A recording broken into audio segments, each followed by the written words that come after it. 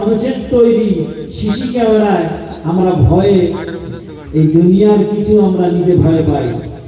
তো আল্লাহ সুবহানাহু ওয়া তাআলাকে তার থেকে বেশি আমাদের বিশ্বাস করতে হবে এবং ভয় করতে হবে। আমরা কিন্তু ততটা ভয় কিন্তু করি না। আমরা মনে করি যে যখন যা হবে দেখা যাবে, কবরের কি হবে সেটা দেখা যাবে, দুনিয়াতে তো এখনই করে নি। এই চিন্তা ভাবনা আমাদের শয়তান যে প্রকাশ্য শত্রু, আল্লাহ সুবহানাহু ওয়া তাআলা কোরআনুল কারীমে তিনি ঘোষণা দিয়েছেন, ইন্নাশ শাইতানা লাকুম আদুউম মুবিন, নিশ্চয়ই শয়তান তোমাদের প্রকাশ্য দুশমন। সেই শয়তানের ওয়াসওয়াসা থেকে আমাদেরকে আল্লাহর কাছে পানাহ চাইতে হবে, সাহায্য চাইতে হবে। তো যাই হোক, মূল আলোচনার আগেই আমি আপনাদের আহ্বান করি, এই কবরস্থান উপলক্ষে যে জলসা দিয়েছেন কমিটির তরফ থেকে, সকলের তরফ থেকে আমি বলছি, আপনারা এই মাহফিলে চলে আসুন। এখানে আমরা যতক্ষণ এসে বসতে পারবো, কিছু জানতে পারবো এবং কিছু শুনে যদি আমরা আমল করতে পারি, আমরা উপকৃত হতে পারবো। আমাদের জীবনটা আমরা পরিবর্তন করতে পারবো। যে কোরআন ও হাদিসের কথা শুনে আমাদের জীবনের ত্রুটি বিচ্যুতিগুলো আমরা ছাড়তে পারবো, যে ভুলগুলো আমরা বুঝতে পারবো কোরআনের মাধ্যমে, হাদিসের মাধ্যমে। তো যাই হোক, আপনাদের আমন্ত্রিত বক্তা ফুরফুরা শরীফের আমন্ত্রিত যারা আসছেন, পীরজাদা সাফির সিদ্দিকী হুজুর, পীরজাদা মেহরাব সিদ্দিকী সাহেব, ওনারা আসছেন। আপনাদের সম্মুখে মূল্যবান আলোচনা আপনারা শুনবেন।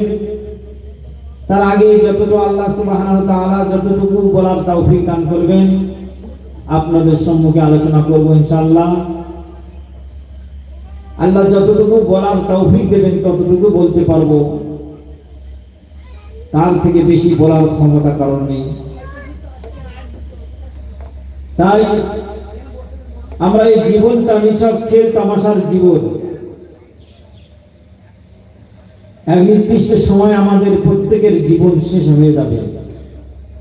আলমে বরজখের জীবনটা খুব কঠিন জীবন, যেটা পরকালের প্রথম ঘাঁটি, কবরের ঘাঁটি। এই কবরটা যদি আমরা ভালো বা আমরা কবর জীবনে যদি আমরা ছাড় পেয়ে যাই, আখিরাতের প্রতিটা ঘাঁটি আমরা ছাড় পাবো বা সহজ হয়ে যাবে আমাদের। এই কবরটাই কিন্তু আসল ঘাঁটি।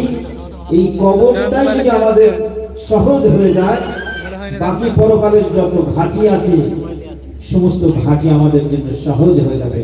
আল্লাহ সুবহানাহু ওয়া তাআলা আমাদের এই কবরের জীবনটা যেন, কবরের ঘাঁটিটা যেন আমাদের সহজ করে দেয়।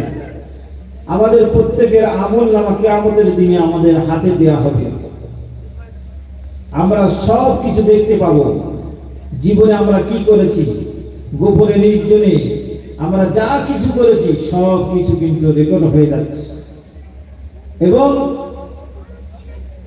সব কিছু বান্দাকে দেখানো হবে এবং তার হাতে ধরিয়ে দেওয়া হবে, বলা হবে তুমি পড়ো, ইকরা কিতাবাক, এই কিতাবটা তুমি পড়ো, কাফা বিনাফসিকা আল-ইয়াওমা আলাইকা হাসিবা। আল্লাহ সুবহানাহু ওয়া তাআলার তরফ থেকে বান্দার আমলনামা, সে দুনিয়ার জিন্দেগিতে কি করেছে, কোন জায়গায় তার জীবনে কি করেছে, সব কিছু তার ওই আমলনামায় লিপিবদ্ধ থাকবে, সে দেখতে পাবে এবং তাকে বলা হবে তোমার কিতাব তুমি পড়ো। আর কাফা বিনাফসিকা আল-ইয়াওমা আলাইকা হাসিবা, আজকের দিনে এই কিতাব তুমি পড়ে দেখো, তুমি যথেষ্ট, অর্থাৎ তুমি বুঝতে পারবে যে কোন জায়গায় যাওয়ার উপযুক্ত।